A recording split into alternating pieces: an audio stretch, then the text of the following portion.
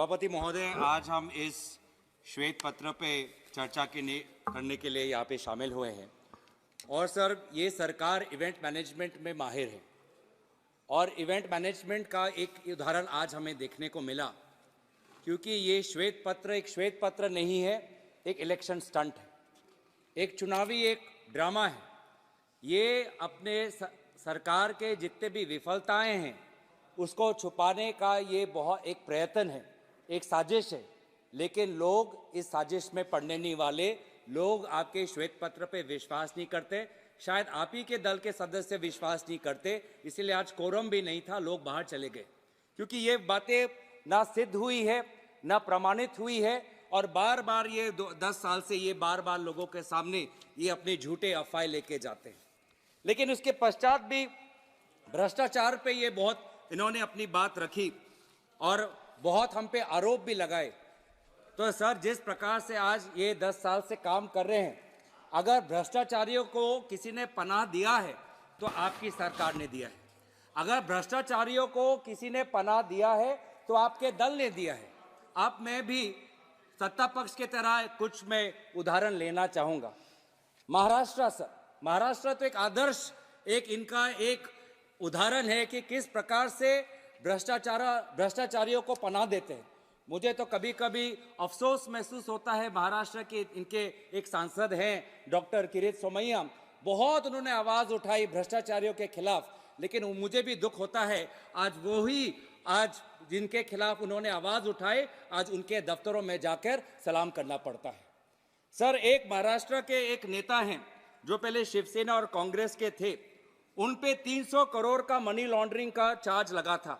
Enforcement directorate ने उन पे मनी लॉन्ड्रिंग का केस लगाया था अविघ्न ग्रुप को लेके। लेकिन वे व्यक्ति जब वो अपने दल को भाजपा के साथ 2019 में शामिल किए तो वही का वही ईडी का फाइल बंद। सर, एक और उदाहरण देता हूं पश्चिम बंगाल का। नारधा को लेके इन्होंने बहुत से एक स्टिंग ऑपरेशन वहां पे बहुत चर्चित हुई थी। नारधा को लेके इन्होंने बड़े नेताओं का नाम लिया था, पर एक विशेष नेता जब बीजेपी में शामिल हो जाता है और उनके विधायिनी दल का सभापति बन जाता है तो उस पे नारधा का जो कलंक उसका साफ हो जाता है। असम में सर, असम में इन्होंने 2015 में एक बीजेपी ने एक बुकलेट निकाला था, saga of scams. Saga of scams में एक विशेष व्यक्ति का उन्होंने उल्लेख किया था, जो लुइस बर्जर इंटरनेशनल स्कैम के साथ, वाटर सप्लाई स्कैम के साथ एक विशेष व्यक्ति का नाम इन्होंने लिया था। कहा था कि जब उनकी सरकार आएगी तो उस विशेष व्यक्ति पर बहुत वो जुल्म करेंगे, उस पर जेल में जाएंगे। और हुआ क्या, वो विशेष व्यक्ति आज इनके दल में शामिल होके अब असम का मुख्यमंत्री बन गया। आज ऐसा हो रहा है सर। आज सर, छत्तीसगढ़ में जब इनकी सरकार थी, छत्तीसगढ़ में जब इससे पहले जब डॉक्टर रमन सिंह जी की सरकार थी, तो ये बहुत कहते थे उस समय कि हम काला धन का पैसा बाहर से वापस ले आएंगे। लेकिन पनामा पेपर्स में जब उस समय के छत्तीसगढ़ मुख्यमंत्री के बेटे का नाम उल्लेख हुआ तो पनामा पेपर्स सब ये भूल गए। मेघालय में सर दुख होता है सर कि कभी कभी गृह मंत्री अमित शाह जी को भी अपने बातों को उनको शायद कभी कभी व्यक्त करते हुए शायद उनको भी अफसोस होता है कि उनके मुंह से क्या शब्द निकल गया।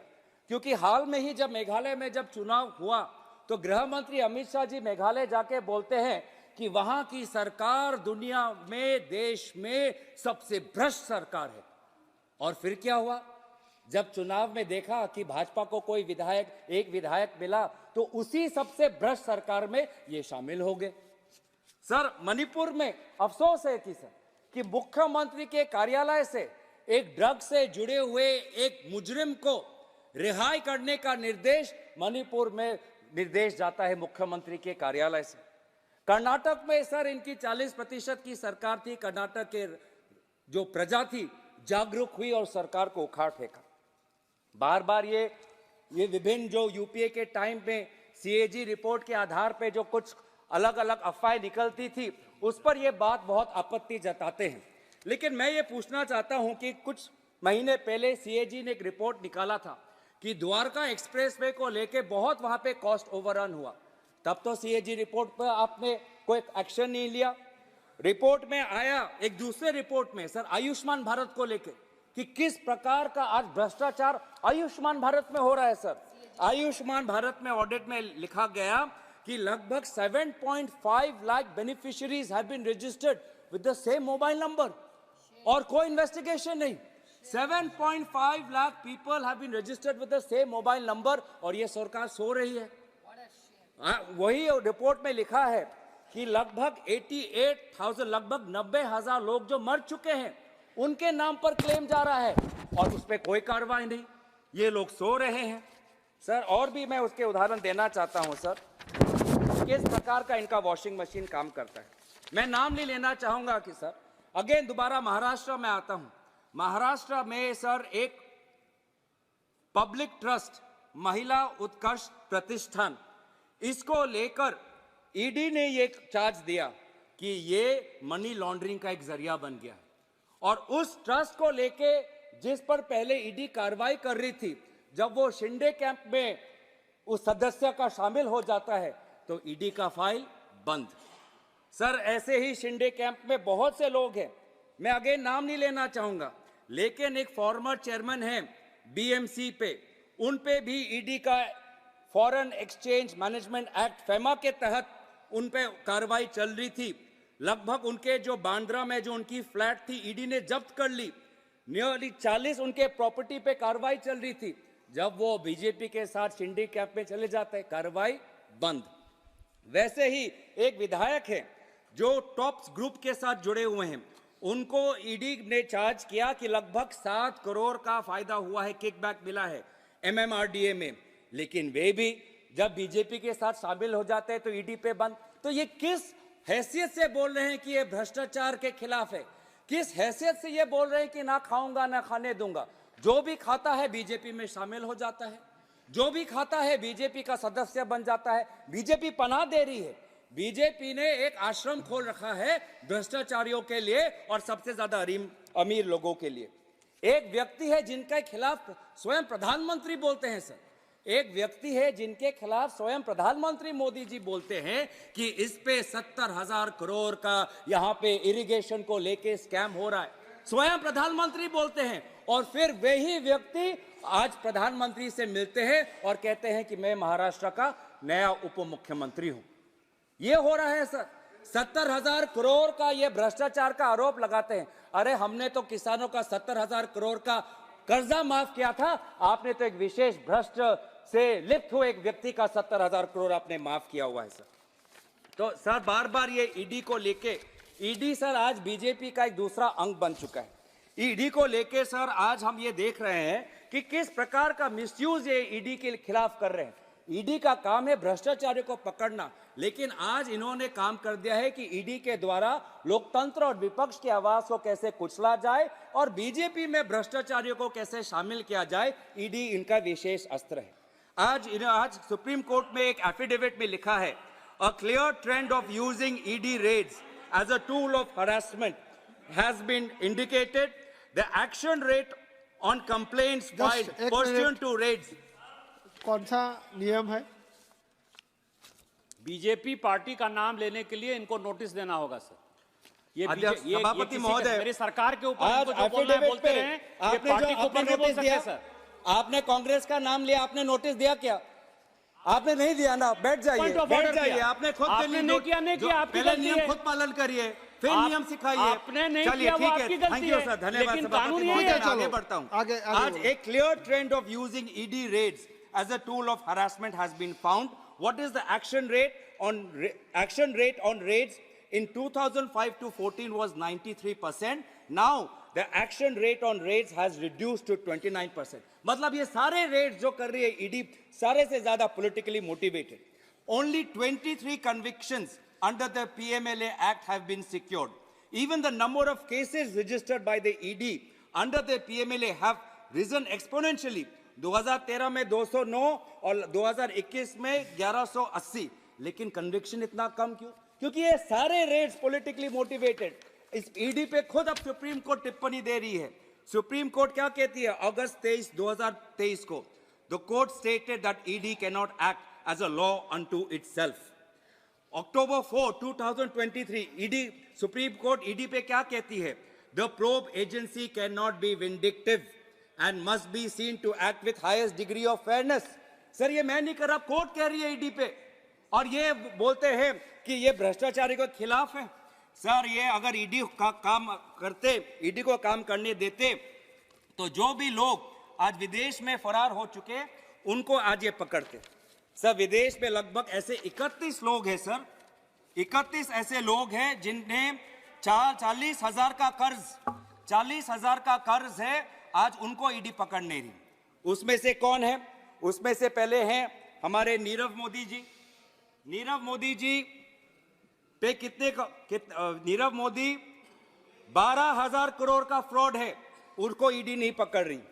विजय माल्या पर 9,000 का उन पर फ्रॉड है, उनको नहीं पकड़ रही। मेहुल भाई तो आपके प्रधानमंत्री के करीब है, मेहुल भाई पे भी आज 12,000 का ये उन पे भी फ्रॉड है। जतिन मेहता विंसम डायमंड, हीरे के वित्त मंत्री ने हीरा का उल्लेख किया था, तो एक विंसम हीरा है। एक सर बोलने दीजिए, मेरे पास पार्टी का समय है सर। जतिन मेहता जो विंसम डायमंड्स हैं, 7,000 करोड़ ऊपर कर्ज है, फ्रॉड है, नहीं पकड़ते। ललित मोदी 125 करोड़ का आज उन पे फ्रॉड है, नहीं पकड़ते। स्टर्लिन बायोटेक के चेतन संदेशारा, नितिन संदेशारा 5,000 करोड़ का फ्रॉड है, नहीं पकड़ते। आशीष जोबान पुतरा एबीसी कॉर्डस्पिन के मालिक हैं, 770 करोड़ का उन पे फ्रॉड है, नहीं पकड़ते। डायमंड ट्रेडर रितेश जैन, समाप्त कीजिए सर, बोलने दीजिए सर। आज इन्होंने जो काला वाइट श्वेत पेपर निकाला है, उसके खिलाफ जो हमने काला पेपर निकाला है, उसके थोड़ा विवरण करने दीजिए। सत्ता पक्ष को डरने की जरूरत नहीं है। नीलेश परीख गणेश ज्वेलरी 2022 करोड़ पर का फ्रॉड है, उसको आज नहीं पकड़ते। तो ये है बीजेपी सर। जितने भी अमीर है जिन्होंने भ्रष्टाचारी किया हुआ है, जाओ विदेश जाओ। अगर मोदी जी इतने बड़े विश्वगुरु हैं, आज मोदी जी अगर इतने बड़े दुनिया में उनकी ताकत है, तो ये विदेश में छुपे हुए लोगों को वापस क्यों नहीं लाते? इन वापस क्यों नहीं ला सकते? सर मुझे और 5 मिनट दीजिए। 5 मिनट नहीं होगा सर, आप क्यों कैसे आवाज बंद? हमारे पार्टी का समय आप हमारे पार्टी पे हम पे छोड़ दीजिए सर। अगर मोदी जी इतने बड़े विश्वगुरु हैं, तो ये जो बाहर जो लोग हैं जिन्होंने 40,000 करोड़ लूटा हुआ है, उसको क्यों नहीं ला सकते? अडानी को लेकर सर अब मैं बोल दूंगा, मुझे 5 मिनट दीजिए। आज मेरे पास पार्टी का टाइम है सर, मेरे पार्टी का टाइम है सर। अभी तक हमारे पहले स्पीकर ने 20-25 मिनट लिया। बहुत अडानी है, अडानी परिवार, अडानी परिवार। आप कंक्लूड कीजिए। जैसे अडानी, आपने जैसे परिवार का नाम लिया, तो मैं भी अडानी परिवार का नाम ले रहा हूं। अडानी परिवार आज धारावी में रीडेवलपमेंट प्रोजेक्ट करता है, धारावी में रीटेंडर प्रोजेक्ट करता है। 2,000 करोड़ से कम उन्होंने बिड किया, उनको धारावी प्रोजेक्ट मिल जाता है। ये कैसे होता है सर? आज अडानी परिवार से क्या करते हैं? अडानी परिवार के कंपनी में फाइनेंशियल टाइम्स समाप्त कीजिए सर। मेरे पास पार्टी के पास टाइम है, 10 मिनट ही बोला है सर, आप आवाज नहीं बंद कर सकते। नेक्स्ट स्पीकर का नाम बोलता हूं, वो हम पे छोड़ दीजिए सर, वो हमारे पार्टी पे छोड़ दीजिए। 15 मिनट बोले, हमारे पार्टी पे छोड़ दीजिए। 15 मिनट बोले, पार्टी पे 15 मिनट। अडानी परिवार में एक चाइनीज है, चांग बोलता हूं, उन्होंने 12,000 करोड़ कोयला का ओवर इनवॉइसिंग किया है। उस 12,000 कोयला का इनवॉइसिंग पे आज हमारे देश के ग्राहक, आज बिजली का भाड़ा बढ़ चुका है, उस पे कोई कार्रवाई नहीं होती। क्या आज अडानी परिवार पे जब भी अडानी परिवार का मोशन या रिजोल्यूशन, सर मेरा टाइम नहीं, मोशन और रिजोल्यूशन जिस विषय पर है हमारे वही बात करेंगे। टाइम है, नहीं कटना चाहिए। 59 पेज का जो ये व्हाइट पेपर है सर, उसमें संदेशारिया कहाँ है, विजय माल्या कहाँ है, ठीक है, उसमें अडानी कहाँ है, उसमें अंबानी कहाँ है। जैसे कि मैं कह रहा था तो सारे अडानी परिवार पे आज एसबीआई की बात करते हैं। अडानी परिवार को $1 बिलियन का लोन मिलता है ताकि वो कोयला ऑस्ट्रेलिया से ले, तब इनको कुछ नहीं पता है सर। मैं दूसरा नाम पुकारता हूं, कंट्रोल कीजिए सर। बस दो, मुझे और 2 मिनट लीजिए। राजीव रंजन सिंह जी, ठीक है, thank you. Rajiv Ranjan ji,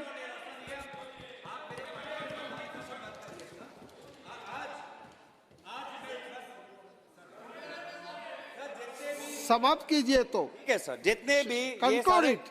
thank you sir. In conclusion मैं ये बोलना चाहता हूं अर्थव्यवस्था की ये बात करते हैं, इनके ही सरकार के दौरान जो अर्थशास्त्री काम करते थे उनका क्या कहना है, बस मैं उनके एक एक लाइन बोल के मैं अपनी बात खत्म समाप्त करता हूं। कीजिए बात खत्म ही अब। कर रहा हूं, 5 व्यक्तियों का नाम लूंगा। उर्जित पटेल, आरबीआई का गवर्नर, उन्होंने आज अपने पद से इस्तीफा दिया। पहली बार ऐसा हुआ कि आरबीआई गवर्नर, क्योंकि इनके सरकार के इलेक्टोरल बॉन्ड के स्कीम के खिलाफ थे, आज आरबीआई गवर्नर उर्जित पटेल को इस्तीफा देना पड़ा। सुभाष गर्ग जो फॉर्मर किताब, सर चलो क्या हो रहा है सर? राजीव रंजन जी अब बोलिए। सभापति महोदय, सभापति महोदय, नहीं खत्म हो गया, आप बोलिए। सभा एक बार मैंने उनको बिठाया। राजीव रंजन जी आप बोलिए। सभापति महोदय, नहीं दबाने का सभापति महोदय, पूरा समय दिया है। सभापति आप महोदय, बोलिए। राजीव रंजन जी आप अपनी बात बोलो। सभापति महोदय, देश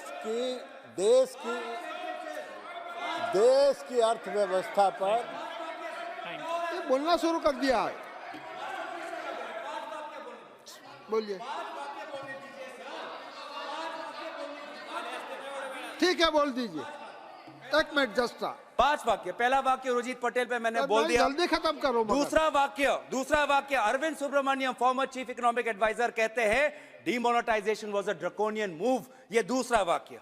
तीसरा वाक्य विरल आचार्य, डेप्यूटी गवर्नर पहले आरबीआई के, वो क्या कहते हैं कि ये सरकार आज बड़े बड़े कंपनियों को ये फायदा दे रही है, ये हमारे देश के आर्थिक व्यवस्था के लिए खतरनाक है, उनका पेपर है।